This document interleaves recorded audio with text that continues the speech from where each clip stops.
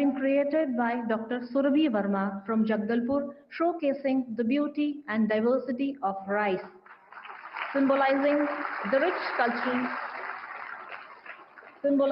rich cultural heritage of Chhattisgarh.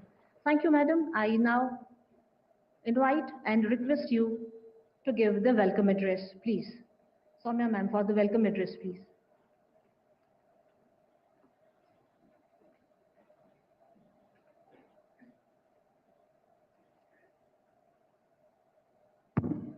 Namaskar and good morning. It is with immense joy and deep gratitude that I welcome you all to this landmark occasion, the centenary of Professor M.S. Swaminathan. First, I would like to express my heartfelt gratitude to the Honorable Prime Minister, Shri Narendra Modi ji, for gracing this occasion, because his presence here amongst us sends a very powerful message that science today is critical for India's development, all kinds of science, including agricultural research. When I first requested the Prime Minister earlier this year and informed him about my father's centenary, he readily agreed within minutes to participate and share his vision with us. And he also recalled his many fond interactions fondly with my father. मैं इस आयोजन के मुख्य संरक्षक के रूप में माननीय कृषि मंत्री जी श्री शिवराज सिंह चौहान और उनके मंत्रिमंडलीय सहयोगियों secretary DARE and DG ICMR doctor Mangilal Jat और कृषि सचिव डॉक्टर देवेश चतुर्वेदी को उनके अमूल्य सहयोग के लिए धन्यवाद देती हूँ।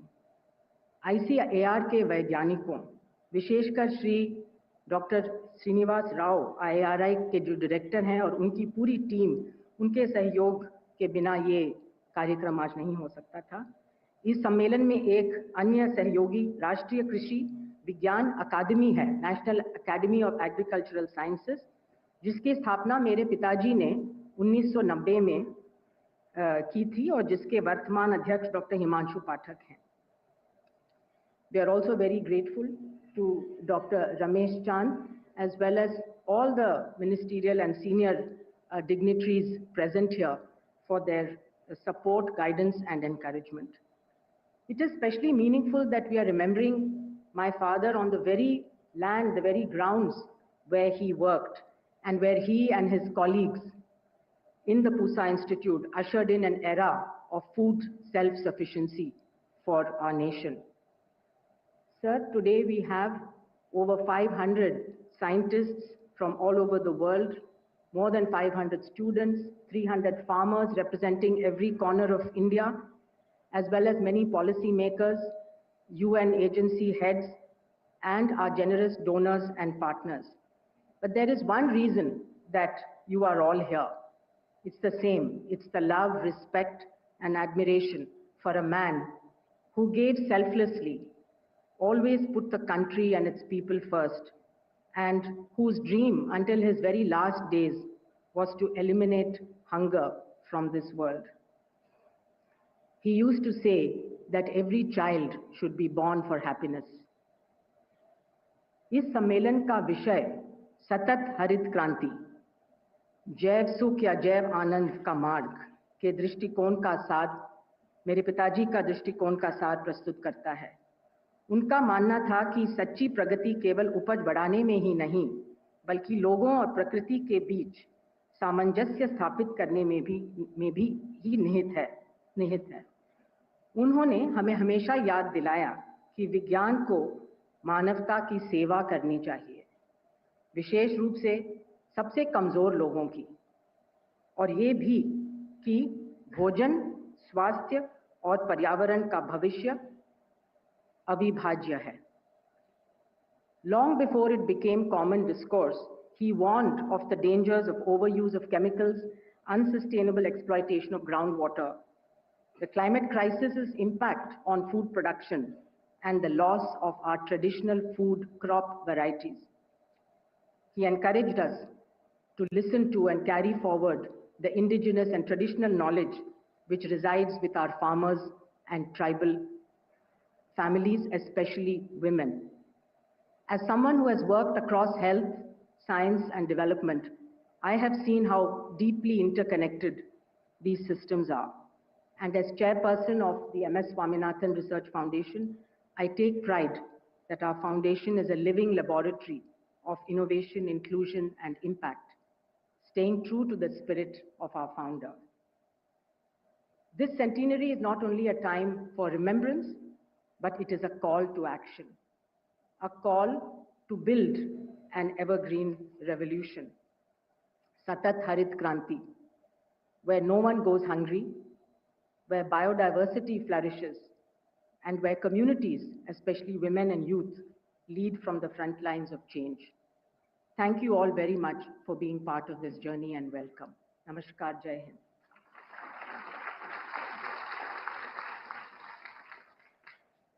आपके स्वागत अभिभाषण हेतु बहुत बहुत धन्यवाद मैडम।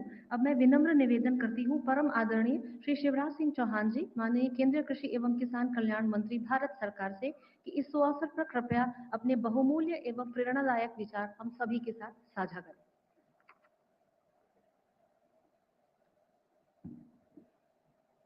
सम्मानीय प्रधानमंत्री जी, सौम्या जी, Ramesh ji,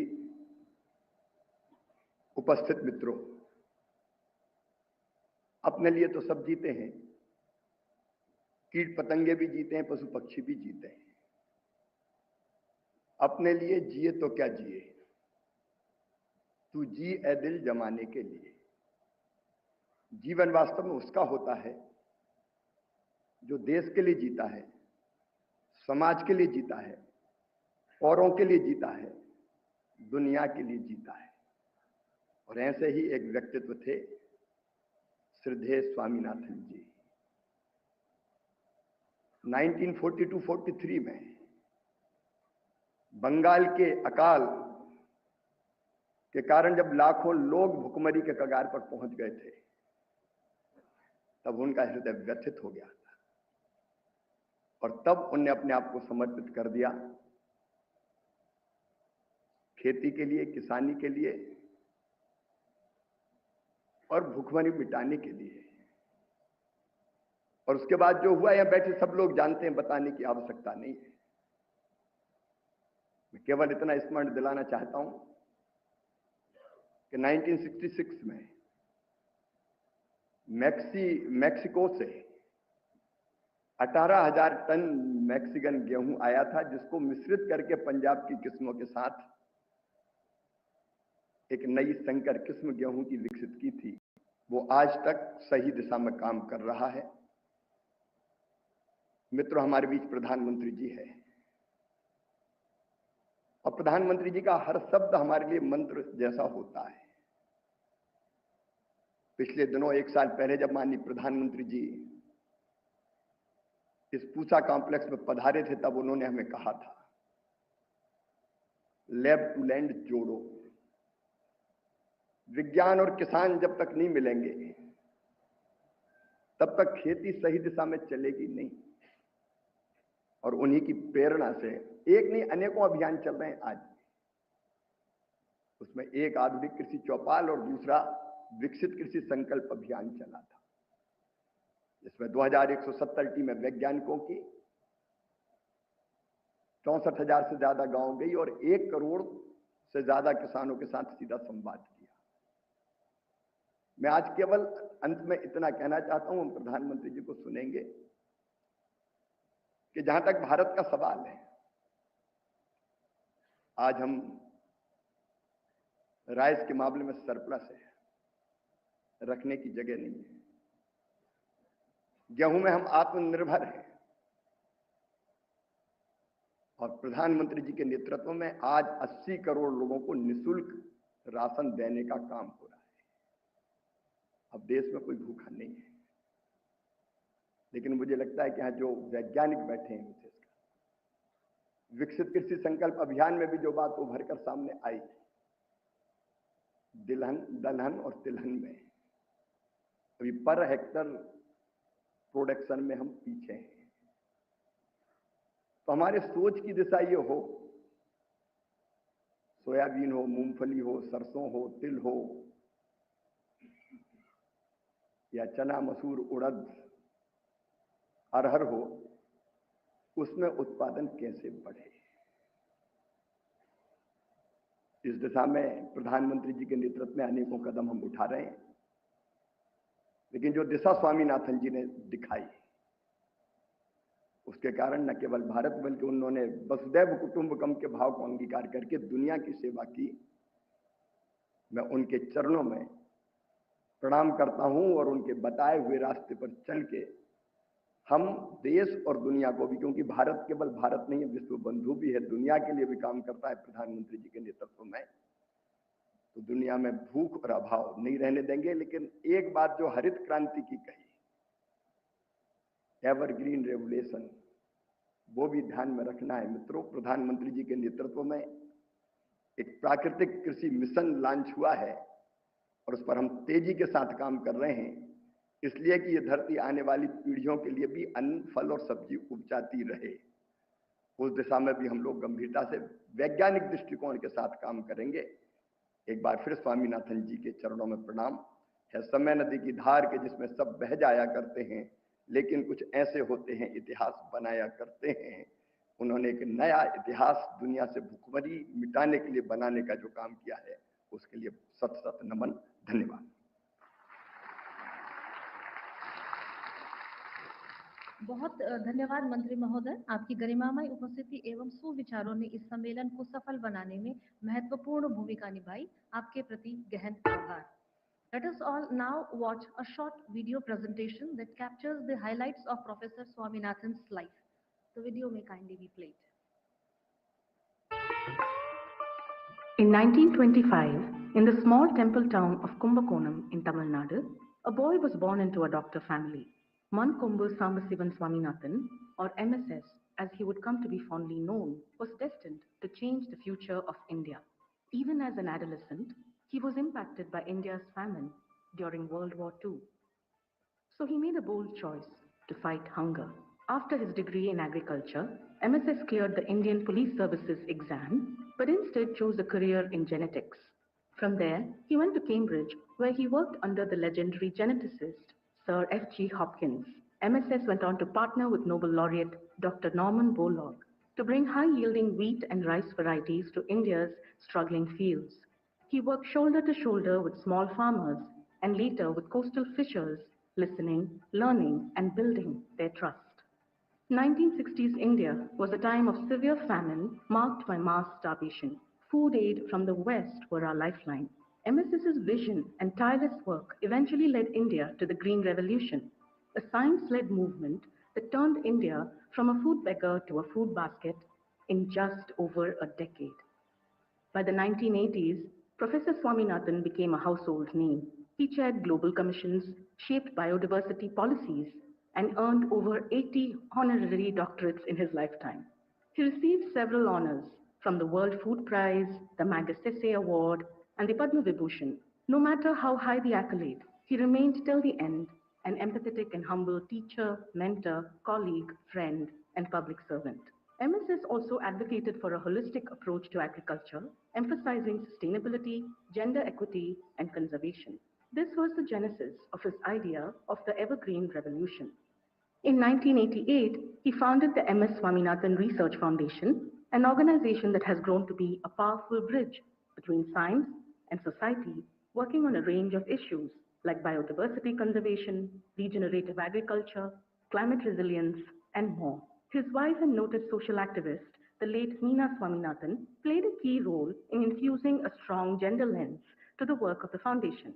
This pro-poor, pro-nature, and pro-woman approach continues to be the North Star of the foundation. In his later years, he coined a term and an ideal that can well define our collective future that is currently grappling with the polycrises of climate change, biodiversity loss, and growing inequity: biohappiness.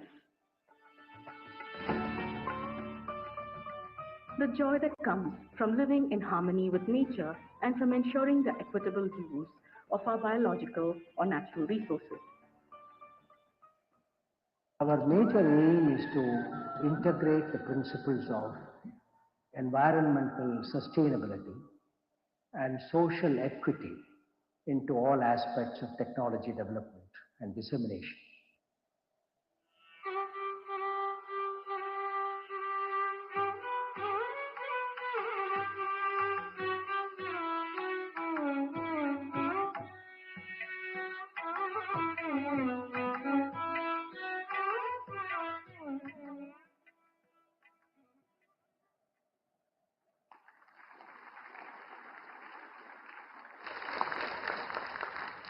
ladies and gentlemen, for the applause and attention. So moving ahead, we are extremely honored to announce the official release of a commemorative coin and a centenary memorial stamp dedicated to Professor M.S. Swaminathan, a generous token of commemoration by the Government of India. First, we release the special 100 rupee coin minted generously by the Government of India to honor Professor Swaminathan's 100th birth anniversary today. With the utmost respect, I request Honorable Prime Minister and the dignitaries to kindly do the honors of releasing the coin, please. I invite Dr. N. Parasuraman, Principal Scientist, MSSRF, to please come on the stage to present the coin to Honorable Prime Minister.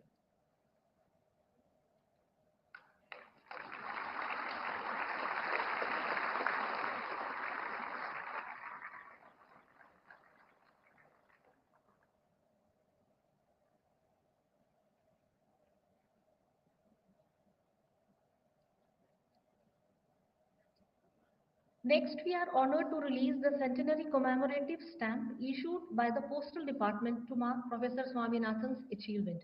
I request Colonel Akhilesh Kumar Pandey, Chief Postmaster General, Delhi Post Circle, Ministry of Communications, to kindly come upon the stage and hand over the first album of the commemorative stamp to Honorable Prime Minister for the release. Other dignitaries are also requested to join us on the stage.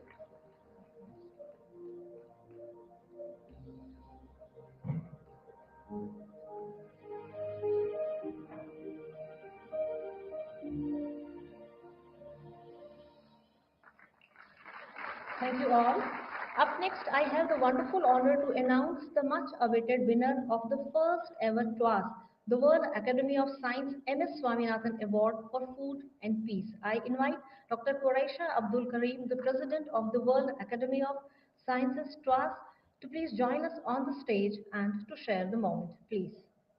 And I proudly announce the first ever recipient of the M.S. Swaminathan Award for Food and Peace, Professor Ademola A. Adanle from Nigeria, for his pioneering research and policy leadership in sustainable agriculture and innovations, which have strengthened food security, reduced poverty, and fostered peace across Africa.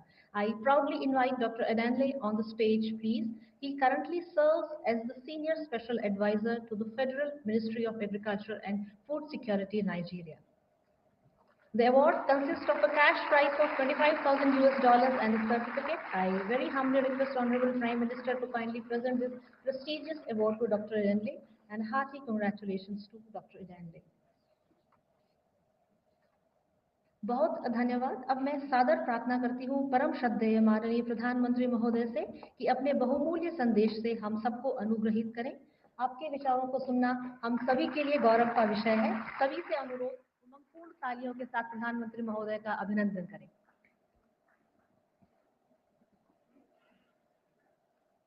मंत्रिमंडल के मेरे सहयोगी शिवराज सिंह चौहान जी, MS Swaminathan research foundation की chairperson doctor Soumya Swaminathan जी, नीति आयोग के सदस्य doctor Ramesh Chand ji, मैं देख रहा हूं स्वामीनाथन जी के परिवार के भी सभी जन यहाँ मौजूद है, तो उनको भी प्रणाम करता हूं। सभी साइंटिस्ट, अन्य महानुभाव, देवी और सज्जनों, कुछ व्यक्तित्व ऐसे होते हैं जिनका योगदान किसी एक कालखंड तक सीमित नहीं रहता, किसी एक भूभाग तक सीमित नहीं रहता। प्रोफेसर एमएस स्वामीनाथन ऐसे ही महान वैज्ञानिक थे, मां भारती के सपूत थे। उन्होंने विज्ञान को जन सेवा का माध्यम बनाया, देश की खाद्य सुरक्षा को, फूड सिक्योरिटी को उन्होंने अपने जीवन का ध्येय बना लिया। उन्होंने वो चेतना जागृत की जो आने वाली कई सदियों तक भारत की नीतियों और प्राथमिकताओं को दिशा देती रहेगी। मैं आप सभी को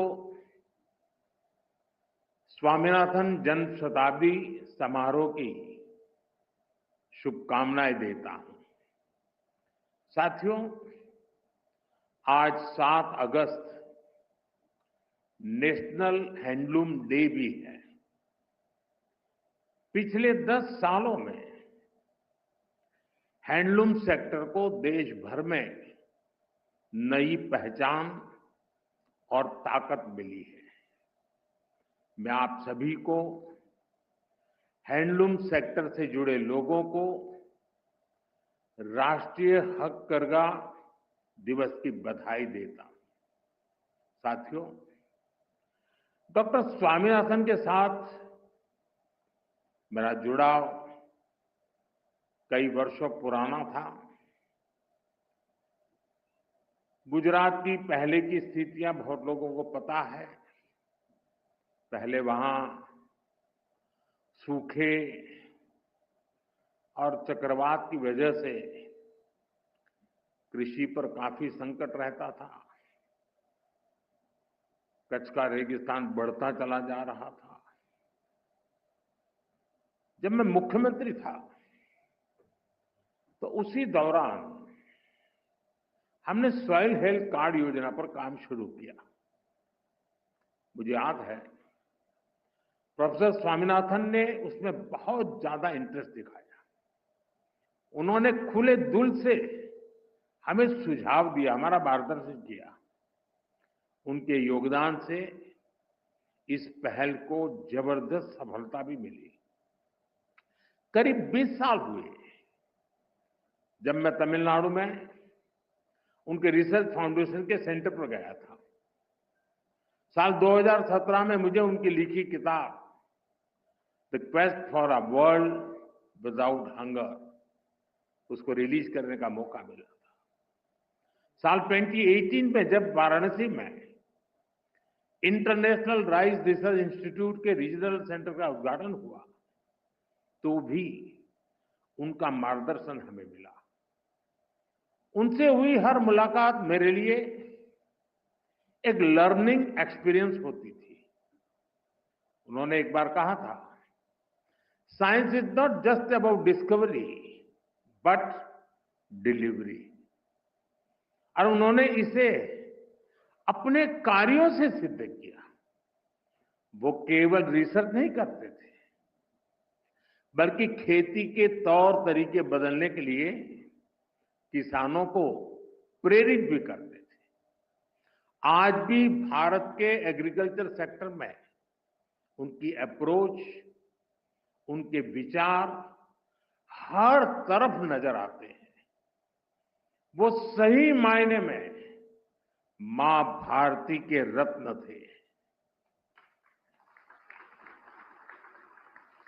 मैं इसे अपना सौभाग्य मानता हूं कि डॉक्टर स्वामीनाथन को हमारी सरकार में भारत रत्न से सम्मानित करने का सौभाग्य मिला।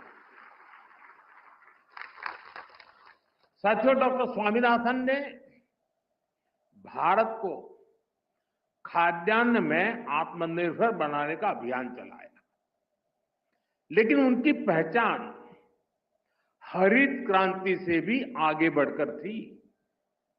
वो खेती में केमिकल के बढ़ते प्रयोग और मोनोकल्चर फार्मिंग के खतरों से किसानों को लगातार जागरूक करते रहे।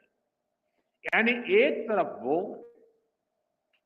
ग्रेन प्रोडक्शन बढ़ाने का प्रयास कर रहे थे और साथ ही उन्हें एनवायरमेंट की, धरती मां की भी चिंता थी।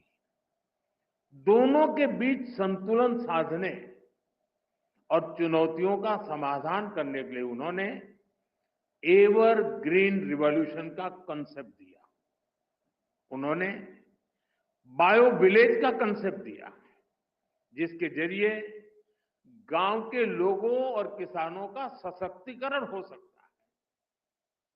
उन्होंने कम्युनिटी सीड बैंक और अपॉर्चुनिटी क्रॉप्स जैसे आइडियाज को बढ़ावा दिया। साथियों, डॉक्टर स्वामीनाथन मानते थे कि क्लाइमेट चेंज और न्यूट्रिशन की चुनौती का हल उन्हीं फसलों में छुपा है जिन्हें हमने भुला दिया है। ड्राउट टॉलरेंस और सॉल्ट टॉलरेंस पर उनका फोकस था। उन्होंने मिलेट्स, श्री अन्न पर उस समय काम किया जब मिलेट्स को कोई पूछता नहीं था। डॉक्टर स्वामीनाथन ने वर्षों पहले यह सुझाव दिया था कि मैंग्रोव की जेनेटिक क्वालिटी को धान में ट्रांसफर किया जाना चाहिए। इससे फसलें भी जलवायु के अनुकूल बनेगी। आज जब हम क्लाइमेट एडेप्शन की बात करते हैं तो महसूस होता है कि वो कितना आगे की सोचते थे। साथियों, आज दुनिया भर में बायोडायवर्सिटी को लेकर चर्चा होती है। इसे सुरक्षित रखने के लिए सरकारें अनेक कदम उठा रही हैं, लेकिन डॉक्टर स्वामीनाथन ने एक कदम आगे बढ़ते हुए बायो हैप्पीनेस का आइडिया दिया। आज हम यहां इसी आइडिया को सेलिब्रेट कर रहे हैं। डॉक्टर स्वामीनाथन कहते थे कि बायोडायवर्सिटी की ताकत से हम स्थानीय लोगों के जीवन में बहुत बड़ा बदलाव ला सकते हैं। लोकल रिसोर्सेज के इस्तेमाल से लोगों के लिए आजीविका के नए साधन बना सकते हैं। और जैसा उनका व्यक्तित्व था, अपने आइडियाज को वो जमीन पर उतारने में माहिर थे। अपने रिसर्च फाउंडेशन के द्वारा उन्होंने नई खोजों का लाभ किसानों तक पहुंचाने का निरंतर प्रयास किया। हमारे छोटे किसान, हमारे मछुआरे भाई बहन, हमारे ट्राइबल कम्युनिटी, इन सबको उनके प्रयासों से बहुत लाभ हुआ है। साथियों, आज मुझे इस बात की विशेष खुशी है कि प्रोफेसर स्वामीनाथन की विरासत को सम्मान देने के लिए MS Swaminathan award for food and peace शुरू हुआ है। ये इंटरनेशनल अवार्ड विकासशील देशों के उन व्यक्तियों को दिया जाएगा जिन्होंने फूड सिक्योरिटी की दिशा में बड़ा काम किया है। फूड एंड पीस, भोजन और शांति का रिश्ता जितना दार्शनिक है उतना ही प्रैक्टिकल भी है। हमारे यहां उपनिषदों में कहा गया है, अन्नम न निंद्यात् तद व्रतम, प्राणो वा अन्नम शरीरम अन्नादम, प्राणे शरीरम प्रतिष्ठितम। अर्थात हमें अन्न की, अनाज की अवहेलना या उपेक्षा नहीं करनी चाहिए। प्राण अर्थात जीवन अन्न ही है। इसलिए साथियों, अगर अन्न का संकट पैदा होता है तो जीवन का संकट पैदा होता है। और जब हजारों लाखों लोग के जीवन का संकट बढ़ता है तो वैश्विक अशांति भी स्वाभाविक है। इसलिए MS Swaminathan award for food and peace बहुत ही अहम है। मैं यह पहला अवार्ड पाने वाले नाइजीरिया के टैलेंटेड साइंटिस्ट प्रोफेसर आडेनले, उनको बहुत बहुत बधाई देता हूं। साथियों, आज भारतीय कृषि जिस ऊंचाई पर है वो देखकर डॉक्टर स्वामीनाथन जहां भी होंगे उन्हें गर्व होता होगा। आज भारत दूध, दाल और जूट के प्रोडक्शन में नंबर 1 है। आज भारत चावल, गेहूं, कपास, फल और सब्जी के उत्पादन में नंबर 2 पर है। आज भारत दुनिया का दूसरा सबसे बड़ा फिश प्रोड्यूसर भी है। पिछले साल भारत ने अब तक का सबसे ज्यादा फूड ग्रेन प्रोडक्शन किया है। ऑयल सीड्स में भी हम रिकॉर्ड बना रहे हैं। सोयाबीन, सरसों, मूंगफली सभी का उत्पादन रिकॉर्ड स्तर पर बढ़ा है। साथियों, हमारे लिए अपने किसानों का हित सर्वोच्च प्राथमिकता है।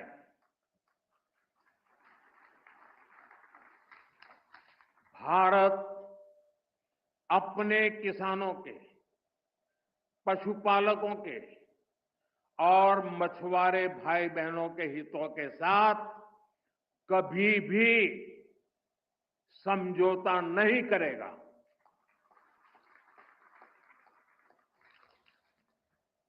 और मैं जानता हूं व्यक्तिगत रूप से मुझे बहुत बड़ी कीमत चुकानी पड़ेगी, लेकिन मैं इसके लिए तैयार हूं। मेरे देश के किसानों के लिए, मेरे देश के मछुआरों के लिए, मेरे देश के पशुपालकों के लिए आज भारत तैयार है।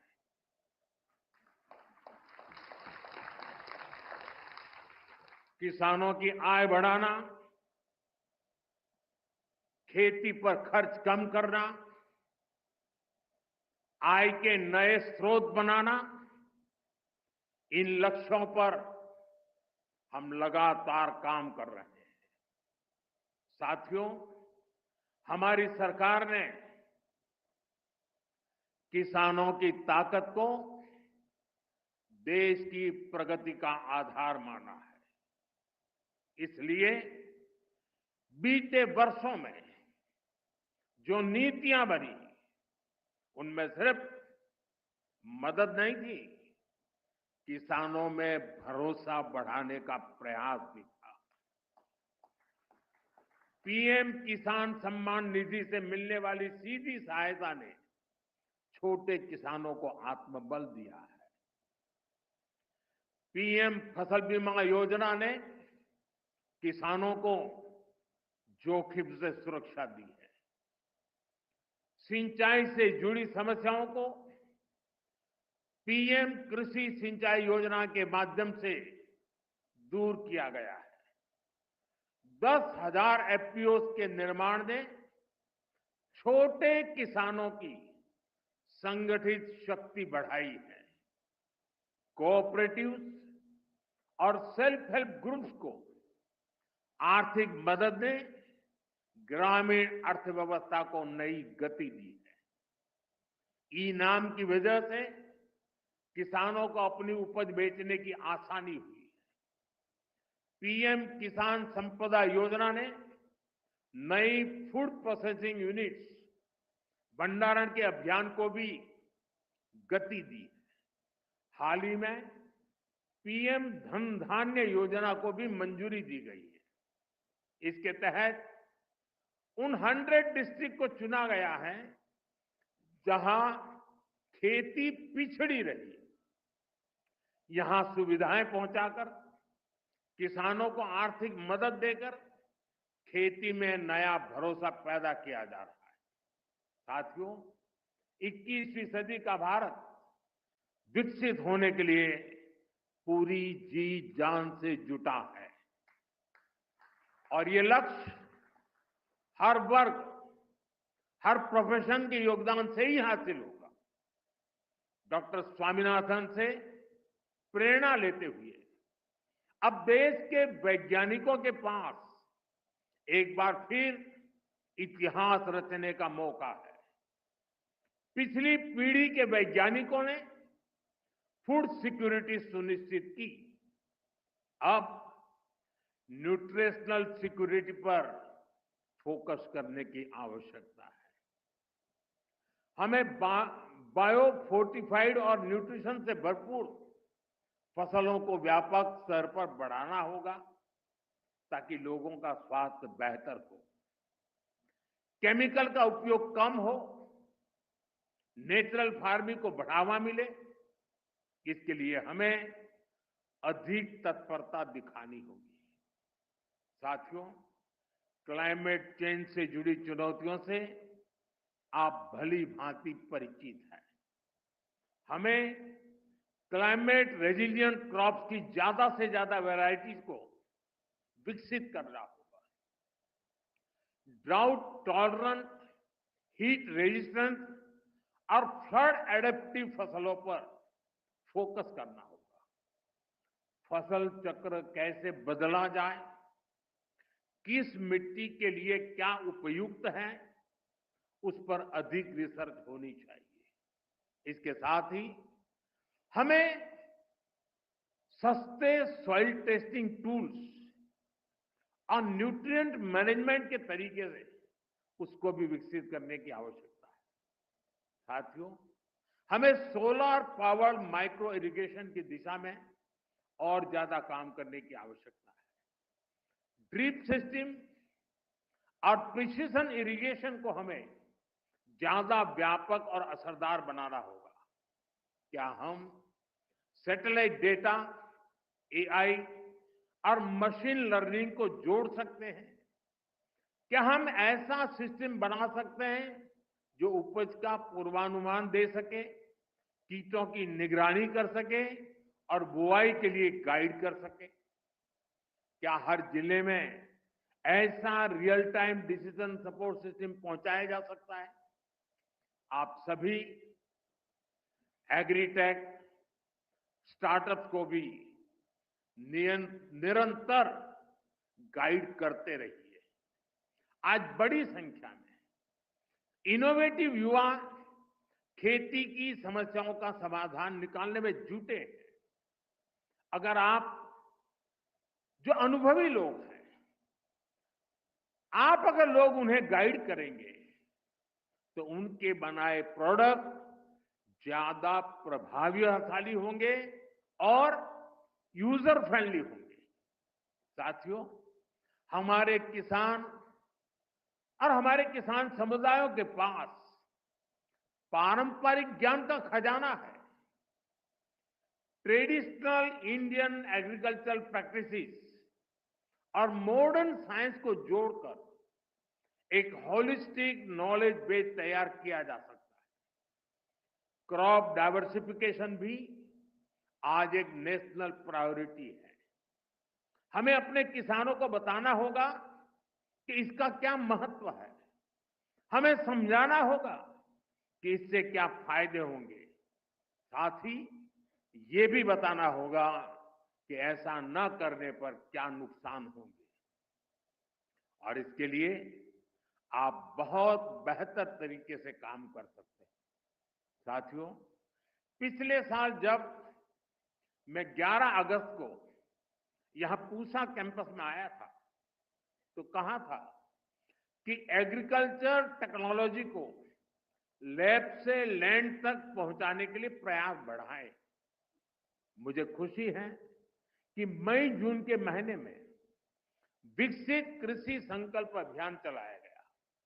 पहली बार देश के 700 से ज्यादा जिलों में वैज्ञानिकों की करीब 2200 टीमों ने भाग लिया। 60,000 से ज्यादा कार्यक्रम किए। इतना ही नहीं, करीब करीब 1.25 करोड़ जागृत किसानों के साथ सीधा संवाद किया।